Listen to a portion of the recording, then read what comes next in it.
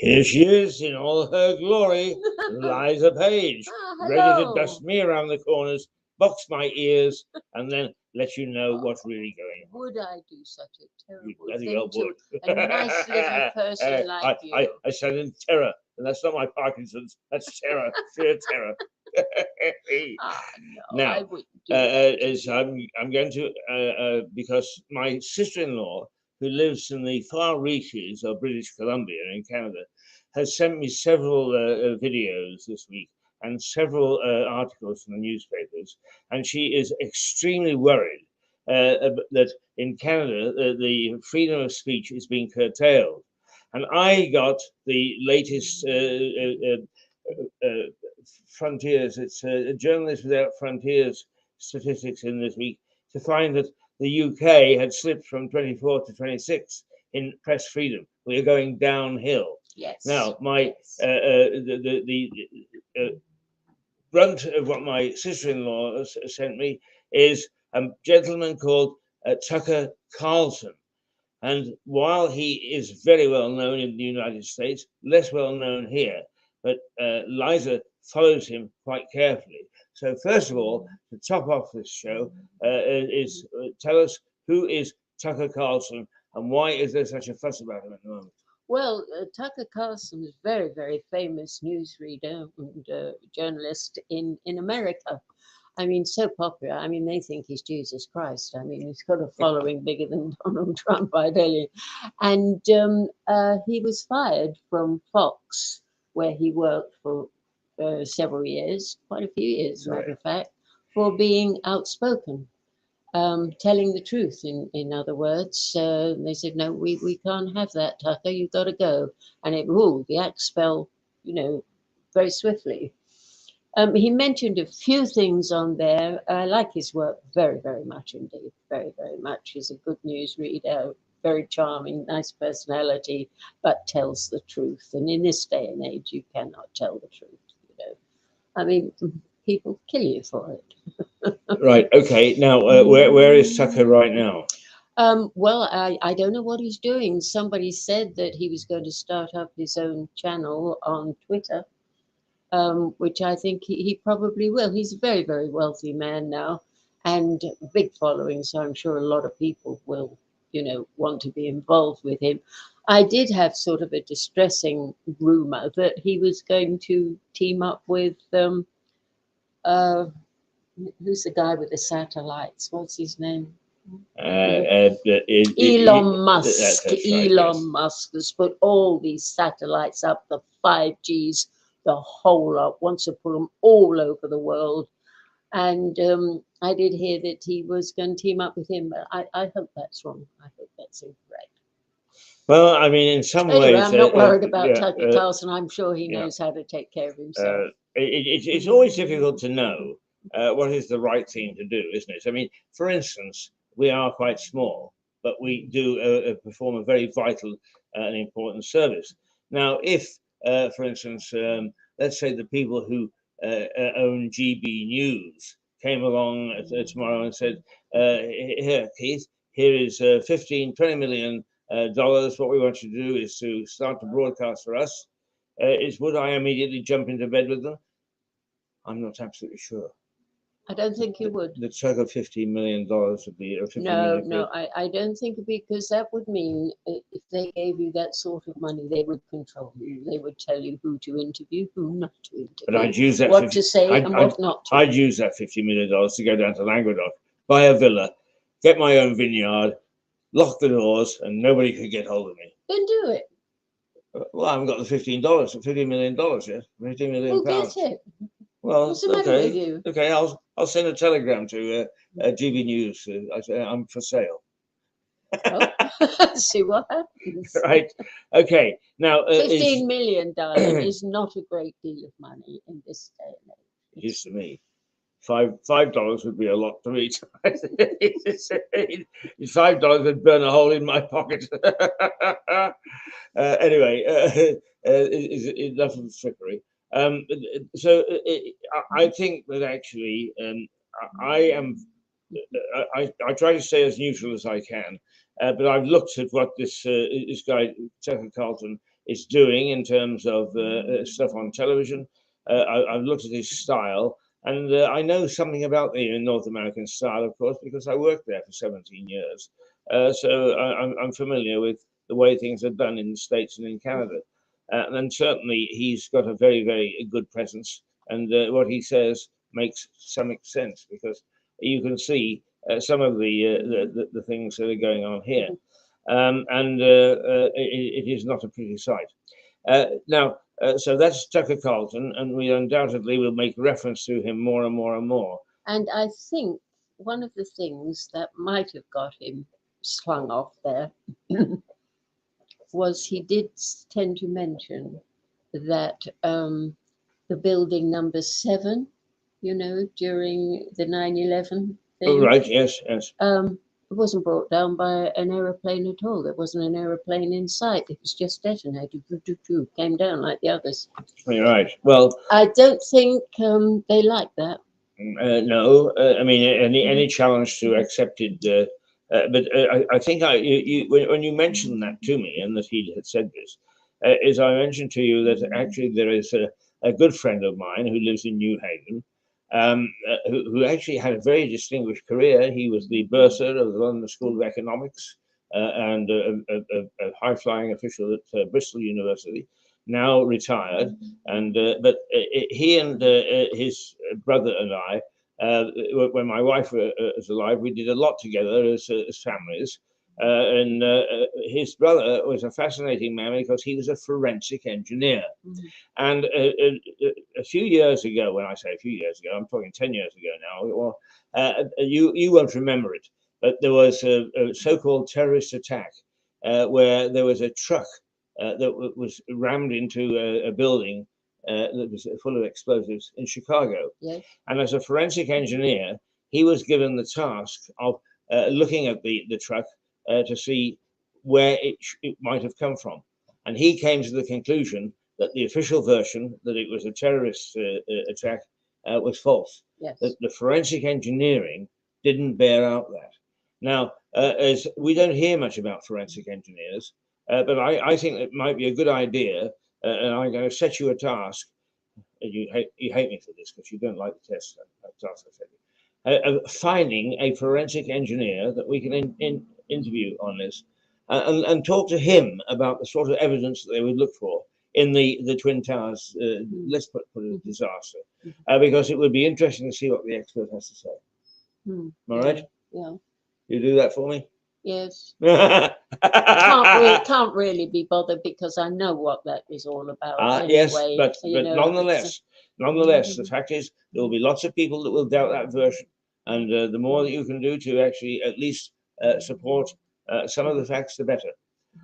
Is I don't believe if we ask the other side to be open and honest, then what we've got to do is to say if we are going to accept a certain version of events, is to do our own offer of this is why we think that way. Well, I'm sure they brought on so many forensic engineers after they bombed those towers. None on Mirador sure. so far. We're going to And get it's one. a We're dated gonna get subject one. too, isn't it? No, it's not. The fact of the matter is that there are. I mean, it's a bit like the Battle of Lewis that I was talking about. Is sometimes what happens goes on and on and on and on and on. And I think that the controversy over the Twin Towers will go on and on and on, and there will be people who will not be convinced of the argument that it was not attacked by airplanes. Anyway, we'll go on to that. Well, one of the things that you'll find is on this program is that we have the sweet and the sour. Is that we get together and we fight like cat and dog. We quite like one another off screen, but on screen we fight like cat and dog. and that's why she dusts me around the ears. Now, what she's been doing all week is what she normally does, and that is a lot of research into a lot of things. So let's find out what you've come up with this week. Well, I am totally obsessed with this WHO, the WHO, the World Health Organization, and the WEF, World Economic Forum. Totally obsessed with them because we're in a hell of a lot of trouble, Keith. Define, this is what the WHO would do, define the next pandemic, because they're going to make sure one comes. Determine lockdowns, surveillance power, determine treatments, vaccine mandates, vaccine distribution, vaccine IP and profits, redistribution of everything. Now, is that what the WHO is saying? Yes. Right, but I think you better Which they can do. Yes. Can you just explain one or two of those points? Because you went through them like a shopping list, and people, it doesn't sit in their minds. Well, it means that they can do anything they want. Determine lockdowns. I mean, this is what these cities, 15-minute cities, are all about. I mean, if there's a thunderstorm or something, like lockdown immediately. And you know, these places, they're built, boom, where they can do it, like in China. Yeah. And you are sealed up, and there's nothing you can do about it. Very, very frightening. And what you're saying is that our government has the power to do that. Yes, the government and the king. They have signed up to these people. Well, to I mean, give them the I'm very power, cautious about the king because to give them the power. His powers in a constitutional monarchy are very, very limited. But the fact that authority can do it is, I accept it. That's a valid argument. Yes, all right? And by 2030, the WEF says there will be no food. Meat will only be for the very rich. 2,500 calories a day per person. 3 pieces of clothing per year. The WEF has 4,000 individual members. The Bank of England says people must get used to being poor.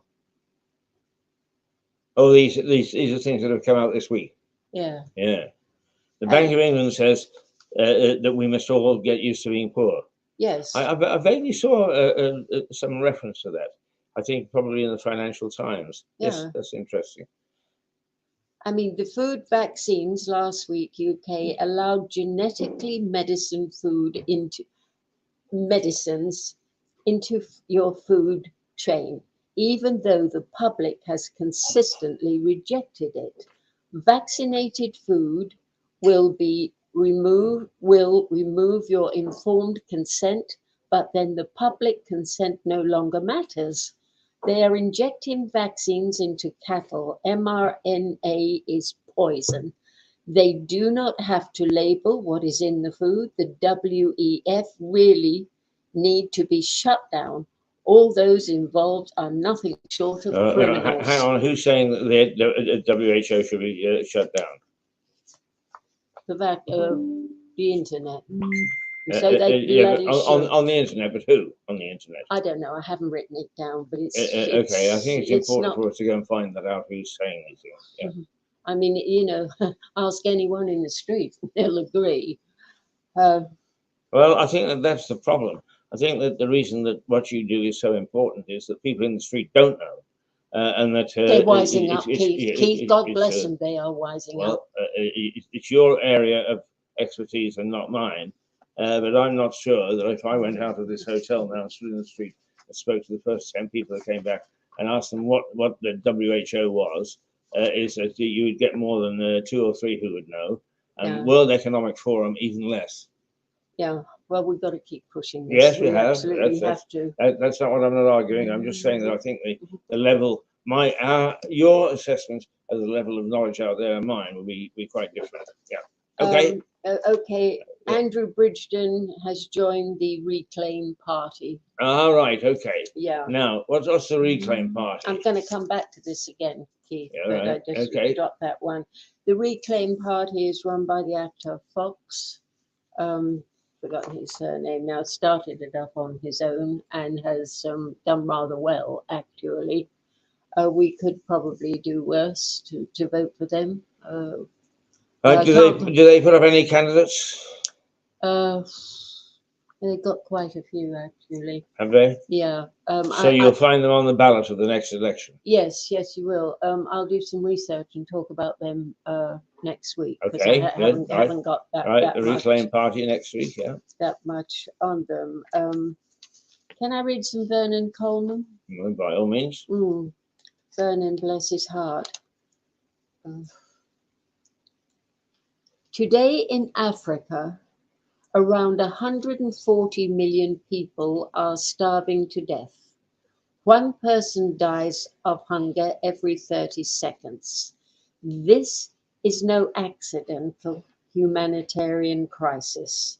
It's not a result of climate change or global warming or any other manufactured bollocks.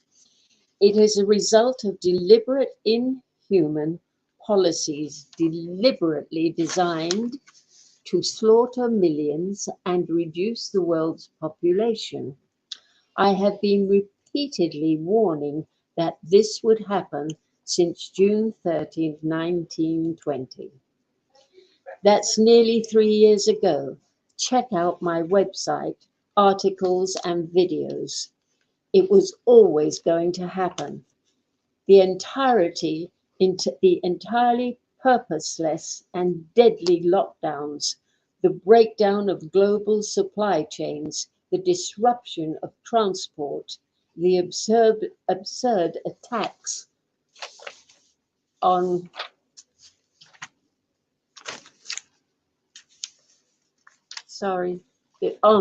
the absurd attacks on the use of fossil fuels and the deliberately engineered war between NATO and Russia. I have all contributed to the problem. World famous war criminals such as Biden, Sunak, Trudeau must all take the blame.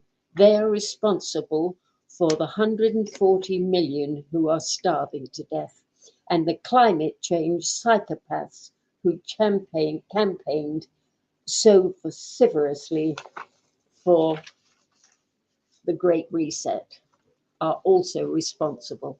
Everyone supporting Ukraine, everyone attacking the use of fossil fuels, everyone whining about non-existent climate change, everyone campaigning for the Great Reset and the New World Order is a mass murderer. Yeah, there's some that's some pretty clear. I mean, I know that you're a fan of Coleman, and that some of the things he says, but those are evocative things. Is mass murder and war criminal can easily be challenged. I mean, it doesn't take away from the heart of what he's saying, but I think that we have to be very careful when we say that our own prime minister is a war criminal, because that could easily be constituted libel, and I think that he would have every way of defending it. So we must be just put a little caveat on some of the things that Coleman is saying, but still carry on. Mm-hmm. Yeah. The great also responded. Great also everyone supposedly but are mass murderers. All those preening, self-righteous Greens with their plastic sandals and cotton t-shirts and blazon, oh, I don't know what that is, with stupid slogans are murderers too. Right. Well, some pretty heavy stuff there from Vernon Coleman. It has been painfully obvious for years that this would happen. Right. Okay. Now, as I would. Excuse me, I gotta go. The Pope. Every time the Pope opens his mouth, he condones the New World Order with Bill Gates and Klaus Schwab. Right. Okay. All right. Now we must make it perfectly clear that this is Vernon Coleman writing. This is his opinion. It is not the opinion of this television station, but it is, I think, that you personally, Liza, believe there's a lot of merit in some of these things. Absolutely. Zelensky is finished, and the US is preparing for World War III in 2027. Right. Okay.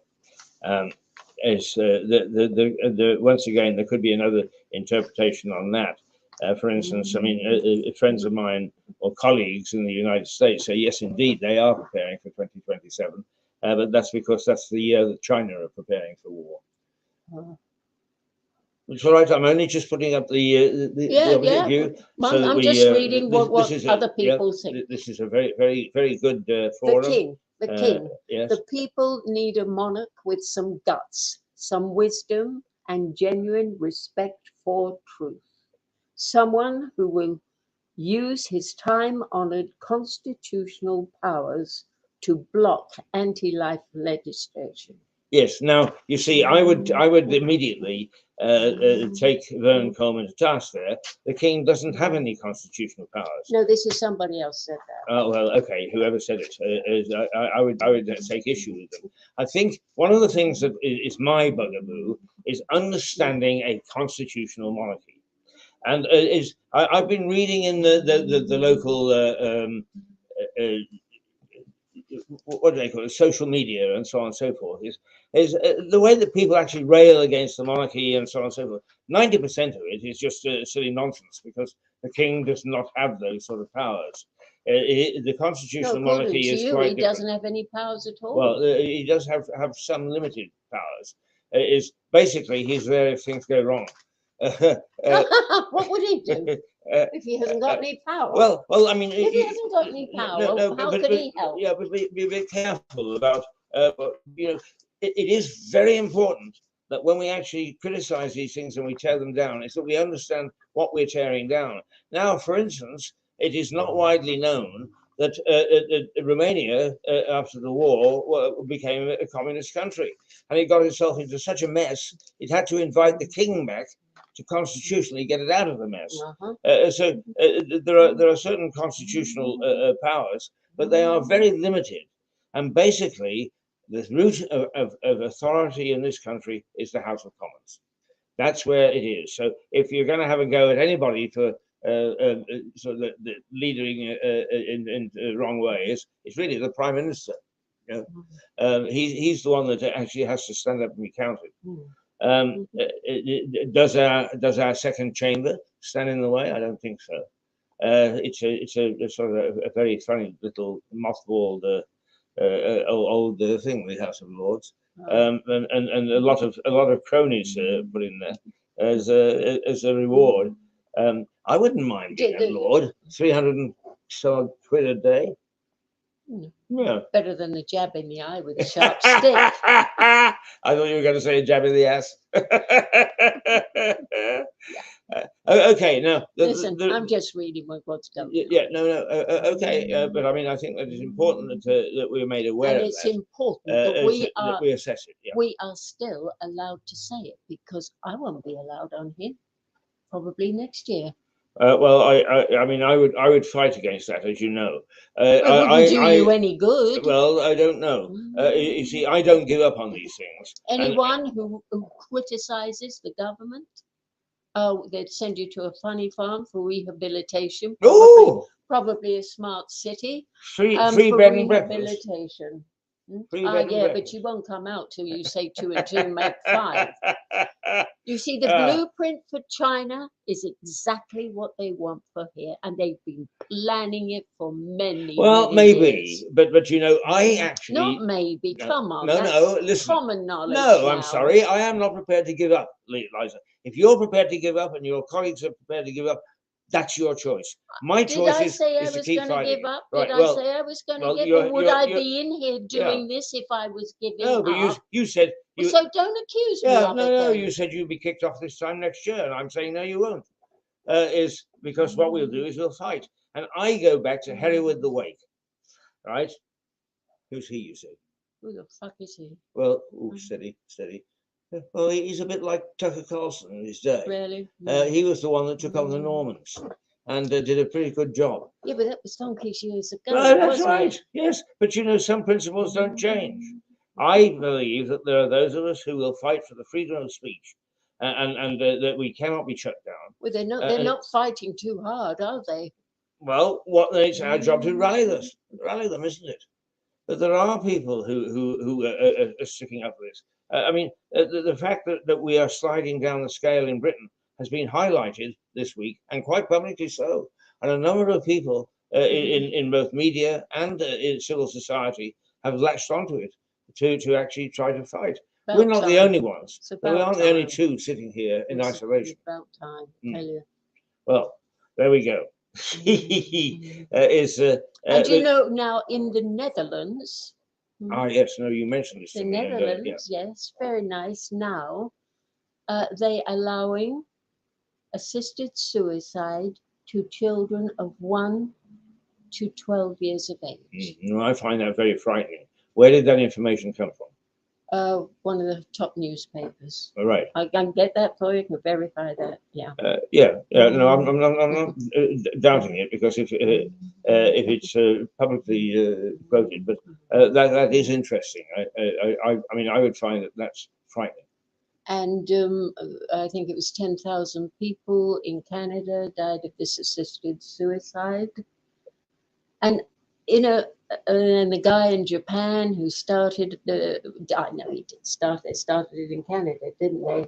You know, saying the elderly have got to be eliminated. Well, I have to say that this is rolling. Yeah. This assisted is, suicide. I have to say that that the information I get out of Canada is I find is the most authoritative yet about what's happening, simply because it comes from my sister-in-law, who is a nice, down-to-earth lady. Who is very into nature. She hikes all over the place and goes canoeing and so on and so forth. She's a widow. She's got 3 lovely children, all of whom have made lives for themselves. But she is the one that is actually getting concerned. Now, if an ordinary, nice lady who works and is kind and generous is getting very upset about what's happening in her country, believe me, I would listen to her. So whenever you quote Canada, I'm quite ready to believe that the information emanating out of there has a lot of merit. No, it's not just Canada, it's coming all over Europe now too. But it's been planned for such a long, long time. Well, it's a changing human beings. I mean, I looked up that film, the dimmer, right, you know, hmm which is like dimming, you know, the thing. And all these chemtrails are deathly poisonous. Yeah, to you mean us. the stuff that comes out of the jets? Yes. Yeah. And it's more and more and more they are spraying it. And Right. we are allowing it. But- All this comes from DARPA, which is the military, which is up in Alaska, and they are planning loads more of this.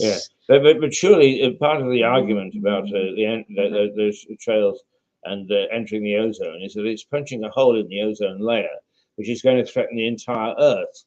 Why would this new order want to actually destroy the very thing they're trying to take over? Because they're psychotic. These people are psychotic, and they want to dehumanize the human being to change them. But first, they have to eliminate many, many millions to depopulate the population, and what is left will be subhuman. Well, it's certainly a very interesting a point of view. I believe, I know a number of people who would actually tend to agree with what you're saying. So it's not just a sort of a flash in the pan, as it were. I like to keep an eye on it. What I am most concerned about, though, is that the thought that people would try to shut you up. And in fact, I think that that there is some evidence of that, and that's what I would fight. I'm a journalist through and through. I'm a believer in the freedom of speech and expression, and that's what I fight for. not necessarily your point of view or anybody else's point of view. But if defend to the death your right to be able to express it. And that's really what it's all about. Yes, there's an actress. She's on the woman's program on ITV. I think the mainstream television actress. I'm sorry, I should have written down her name. Marvelous person. Marvelous person. What's the program? Loose Women. Oh yes, yes, yes, Yes. yes. And she's got herself thrown off. Oh, has she? Because she's opened her mouth. Yeah.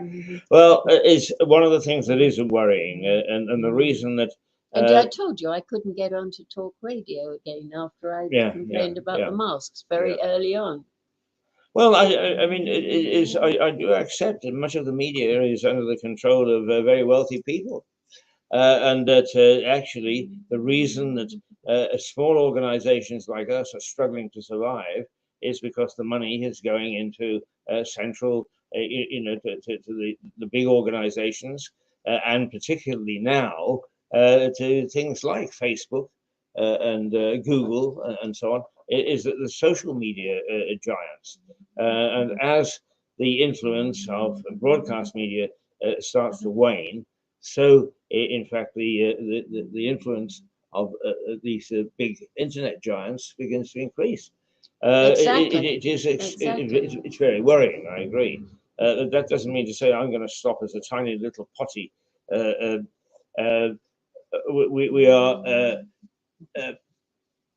local, not parochial, and we will keep on with our various campaigns. And whether you endorse it or not, it doesn't matter. The key thing for Mirador Television, and I hope of smaller organizations around the world, is to make sure that we have freedom of expression, freedom of information, freedom to propagate unpopular theories. What we will not do, we will not libel, and we will not do obscenity. You're not going to see any porn movies on this channel, believe me. Although in the past it has been used to try and gain audiences by established broadcasters. Yeah. Come on, let's see a smile on your face. No, I know that you're upset by these things, but the vitality of this program is you and I having a go at one another. Yeah. Came in on the bus today and spoke to a lady at the bus stop, Jane, nice lady down there on the estate. And I said, what do you think of these 15-minute cities? Ridiculous. Absolutely ridiculous. Yeah.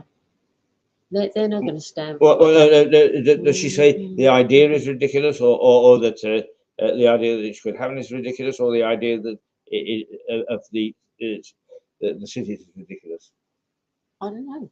I just, what do you think? What do you think of these cities? She said, ridiculous. Yeah. I mean, it sounds to me as if she was saying that the concept is not the idea.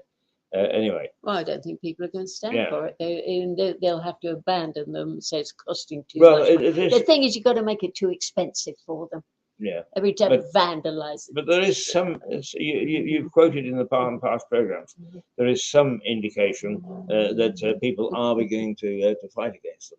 Yes. Yes, well, I told you last week. What was it now? Wigglesfield or Wigglesfield? Wiggle something, yeah. Wiggle something, yeah. They went to the council, through the council, and said we object to these cities, or what you're doing. And they said, well, there's nothing you can do about it, darlings. It's going to happen. So they said, okay, well, we would like to hold a meeting. So they said, all right. They designated them a place where they could hold their meeting, and then at the very last minute they cancelled it and said, no, you can't hold your meeting there, we're digging swimming pools, something like that, some excuse. So they went, I said, that's okay, we'll find our own spot. And they went out into a field, got some farmers, so you're not on board.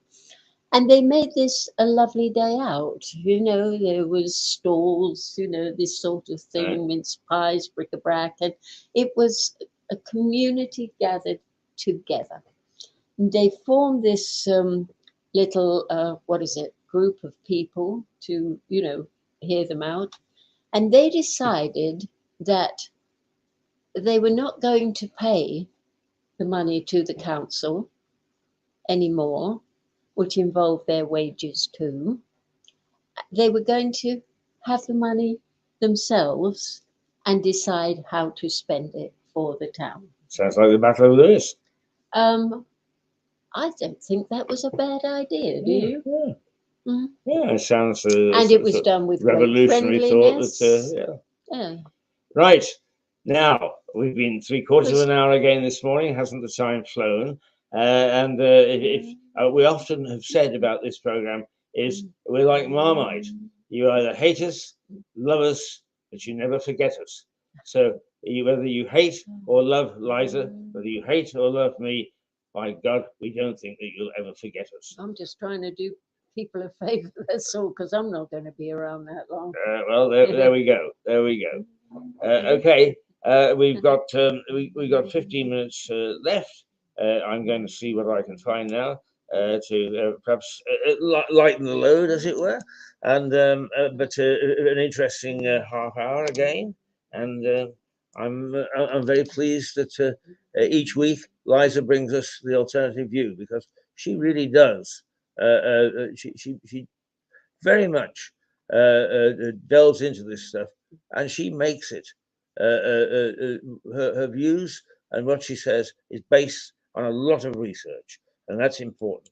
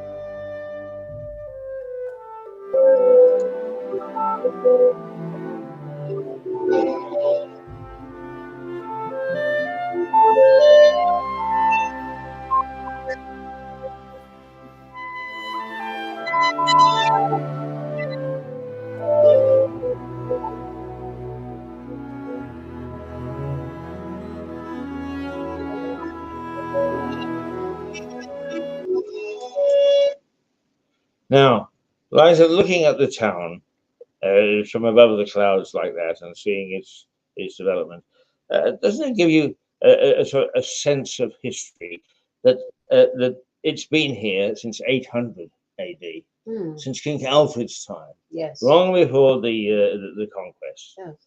and it is a town rich in history and thought. And if you think that some of Liza's ideas or passing on these ideas are revolutionary, remember that the Battle of Lewes, 1264, was revolutionary.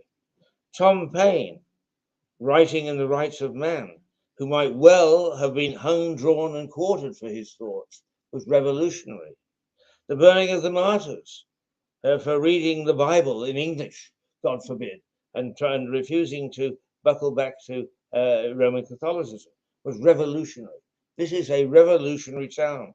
When you step outside the White Hart Hotel and you take a gulp of air, you get a gulp of revolution. And I think that's absolutely marvelous. It's not to follow the key line, just the way that it was, or the way that it is, or the way that it should be. Is this television station, in its own way, is revolutionary. I actually am a great fan of.